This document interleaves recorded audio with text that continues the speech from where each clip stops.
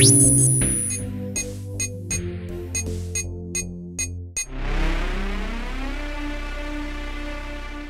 juego ha sido la primera y principal forma de aprendizaje del ser humano. El videojuego es fundamental porque realmente es la evolución del juego. Más o menos, las primeras escuelas se fundaron hace 5.000 años y hace 100.000 años que estamos utilizando herramientas y ha habido 95.000 años de herramientas que se aprendieron a través del juego. Yo soy investigadora y si yo no aprendiera y aprendiera jugando, aprendiera divirtiéndome, aprendiera inventándome mundos que no existen, descubriendo cosas, yo no aprendería nada ni jugaría nada. Entonces yo creo que jugar y aprender son dos mundos que tienen que estar juntos y yo creo que jugar es algo que tiene que estar en la escuela. Empecé por tener un interés académico en ellos. Para mí empezó siendo una forma de contactar o comunicar con mis alumnos y a partir de ahí es un material de enorme interés. So we need to have dynamic difficulty adjustment that finds the exact level for the student's ability. And this is my own research. How do we find the right point where the student says, that is easy? Yo creo que la gente normal, la gente que no se dedica a la educación, considera que jugar no es educar. ¿Por qué? Porque para ellos educar es meter contenidos, que es lo que tradicionalmente ha hecho la escuela. Que jugar es una cosa y aprender de forma seria es otra.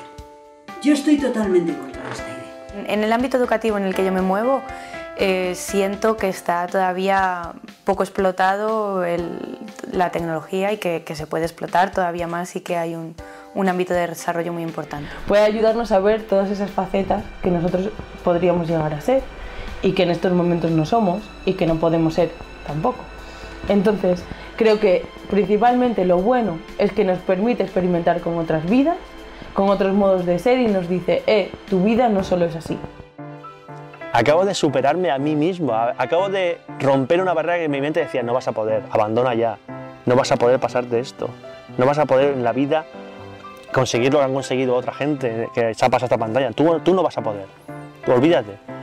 Y a base de cabrearme, lo conseguí. Bueno, me ha ayudado eso como capacidad de análisis, capacidad de estrategia, gestión y solución creativa de problemas.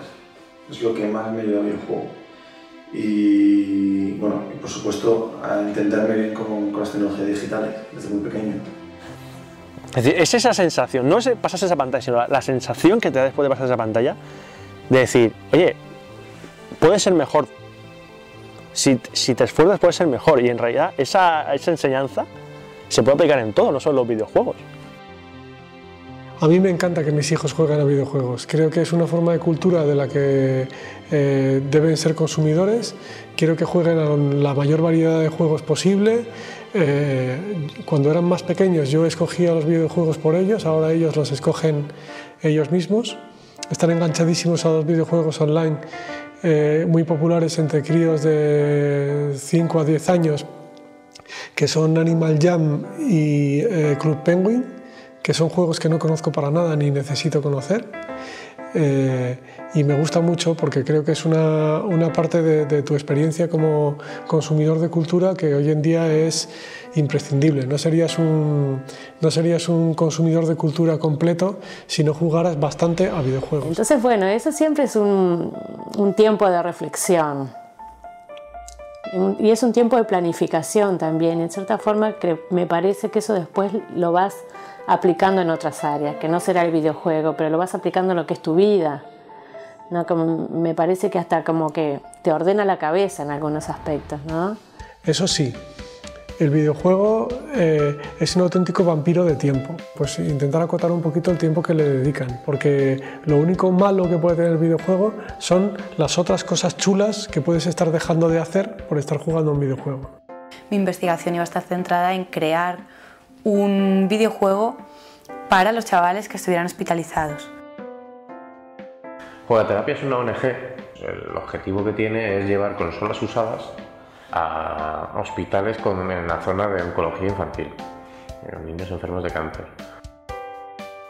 Empezamos haciendo llamamientos por redes sociales, en Facebook, en Twitter y demás, Y la respuesta fue, vamos, apabullante, de gente que no usaba su consola antigua y la manda. El agradecimiento que tiene ese niño o esa niña y sus padres es que es tal que el miedo ese de ir a un hospital con niños enfermos se te quita y de hecho todo lo contrario, te dan ganas de volver. Al final mi investigación cambia, tomo un camino bastante afortunado, que es el hecho de que ya que bueno, yo no puedo crear un videojuego para ellos, que sean ellos los que creen sus propios videojuegos.